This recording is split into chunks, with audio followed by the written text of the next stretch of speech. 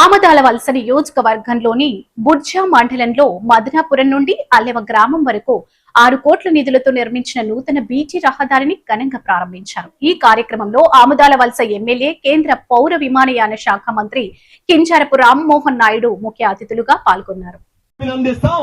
మరీ ఎక్కువగా రాజకీయాలు అడ్డొస్తే ఏమి మాట్లాడకుండా పక్కనుంటాం. గాని ఎంత బ్రహ్మాండమైనటువంటి కార్యక్రమం, చరిత్రలో నిలిచిపోయే కార్యక్రమం మన అల్లెన గ్రామంలో జరిగినా సరే ఈ రోజు గొడ్డలి పార్టీలో ఉన్నటువంటి వాళ్ళు ఈ రోజు ఒక్క మంచి మాట చెప్పలేకపోతున్నారనంటే వాళ్ళ భవిష్యత్తు ఎలాగుంటుందో అన్నది కూడా ఒక్కసారి మనం ఆలోచించుకోవాలి. అల్లెన గ్రామస్తులు కూడా చెప్తున్నాను, ఇది ఏదో ఇసుక కోసమో దొడ్డి దారి కోసమో వేసినటువంటి రోడ్డు కాదు, రాజమార్గం ఈ రోజు అల్లెన గ్రామానికి వేశాం. మెయిన్ రోడ్డు నుంచి బ్రహ్మాండంగా అతి తక్కువలోనే ఇక్కడికి రావడానికి వేశాం. అందుకనే రమణ చెప్పినట్టు ఇక్కడ ఉన్నటువంటి పొలాల మధ్యలో ఎవరికైనా తెలిసి ఎవరి పొలం ఎక్కడుందో కూడా సరిగ్గా తెలిసేది కాదు. ఎక్కడికి వెళ్లాలనంటే డొంకల నుంచి మీ పొలాల మధ్యలో నుంచి ఆ నది పక్కన ఉన్నటువంటి పొలాలకి మీరు వెళ్లేవారు. ఈ రోజు స్పష్టంగా ఎక్కడికి వెళ్లాలన్నా సరే అక్కడ వరకు మీరు కారులోనైనా ట్రాక్టర్లోనైనా సరే వెళ్లి మీ పొలాలన్నీ కూడా చూసుకునే అవకాశం ఈ రోడ్డు వల్ల మీకు కలిగింది. 10-15 లక్షలు ఒక ఎకరం ఈ రోజు ఉంటే ఎంత అయిందన్న ఈ రోజు? ప్రజా సహకారం లేకుండా ఏది సాధించలేం. ఈ రోజు నేను ఒకనాడు గతంలో శాసనసభ్యుడిగా, ఎమ్మెల్యేగా పనిచేస్తున్నప్పుడు అల్లెనలో ఏదైనా కార్యక్రమానికి రావాలంటే విశాఖపట్నానికి తొందరగా చేరుతున్నాం, అల్లెనికి 3 గంటల ప్రయాణంలో ఉన్నాం.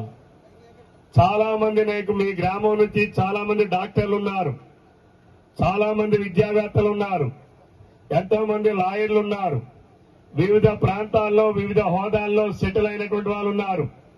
నాకు నిన్ననే డాక్టర్ చంద్రశేఖర్ గారు ఫోన్ చేశారు, కేజీహెచ్ లో ఉన్నటువంటి డాక్టర్ గారు. మరి ఆయన ఫోన్ చేసి నేను రాలేకపోతున్నానండి, నిజంగా మేము ఒక అద్భుతాన్ని చూస్తున్నామని చెప్పి మాట్లాడారు. మాకందరికీ కూడా సంతోషాన్ని ఇచ్చింది. ప్రజల తాలూకా మనసులను గెలవడమే మాకు నిజమైన సంతోషం తప్ప ఇంకోటి ఏమీ కూడా లేదని చెప్పి కూడా ఈ సందర్భంగా తెలియజేస్తున్నాను. ఈనాడు ఈ రోడ్డు నిర్మాణం చేయక ముందు ఇక్కడ ఉన్న భూమి విలువ 10-15 లక్షలు, అంతకు మించి కొనేవాడు కూడా లేడు. అయితే గీతే కొంటే మీ శ్రీనిబాబు కొనాలి తప్ప ఇక్కడికి వచ్చి కొనేవాడు కూడా ఎవడూ లేడు. ఎందుకంటే 100 నాగావళి నదిలో 30,000 క్యూసెక్కులు నీళ్ళు వస్తే మొత్తం నీళ్ళన్నీ కూడా మీ పొలాల్లోనే ఉంటాయి. ఒకనాడు తంపర భూములుగా మారిపోతున్నాయి. లేదా అక్కడ అంపిల దగ్గర ఇక్కడ వ్యవసాయ పొలాల్లోకి నీరు వస్తే ఈ నీరు మరలా మనం శ్రీకాకుళంలో కొత్త రోడ్డు దగ్గరికి వెళ్లి నాగావళి నదిలో చేరతా ఉంది. అంటే ఈ కొన్ని వేలాది ఎకరాలు ఇక్కడ ఉండే సమస్య ఇక్కడైతే దీని ప్రభావం, దీని నష్టం ఇక్కడ ఉన్నటువంటి సుమారు 10-15 వేల ఎకరాలు నష్టపోతా ఉన్నాం. ఇది ప్రతి ఏడాది ఇబ్బంది పడుతున్నాం. నేను అందుకే ఆలోచించాను. ఇందాక రామకృష్ణ గారు చెప్పారు, ఆనాడు వాస్తవం. ఆ రాత్రి మీద నాకు రావాలంటే సమయం సరిపోయేది కాదు. 10:30కు వచ్చాను. ఒకనాడు మీకు గుర్తుండే ఉంటుంది.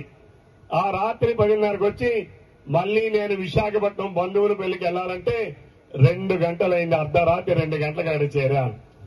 అందుకని ఆలోచించా, నేను మరలా ప్రజలు ఆశీర్వదించి నన్ను శాసనసభ్యుడిగా గెలిపించిన వెంటనే అల్లెన గ్రామానికి శాశ్వతమైన పరిష్కారం చేసి చూపిస్తా అని చెప్పి ఆ రోజే నేను నా మనసులో నేను అనుకున్నా. ఈ రోజు దాన్ని కార్యరూపం దాల్చడానికి సహకరించినటువంటి రైతు సోదరులకు, అధికారులకు, ఈ రోజు ఎన్నో వ్యయ ప్రయాసాలకు వచ్చినటువంటి ప్రతి ఒక్కరికి కూడా నేను శిరస్సు వంచి పాదాభివందనం చేస్తున్నాను. ఈ రోజు నేను రోడ్లేస్తే ఇక్కడ భూముల విలువలు పెరిగేది మీవి. కొంతమంది వైసీపీ నాయకులు వాళ్ళకి ప్రజలకి మంచి చేయడం చేత కాదు, వాళ్ళకి ఎవరికి కూడా ప్రజలకి, మా గ్రామాలకి మంచి చేయడం చేత కాదు.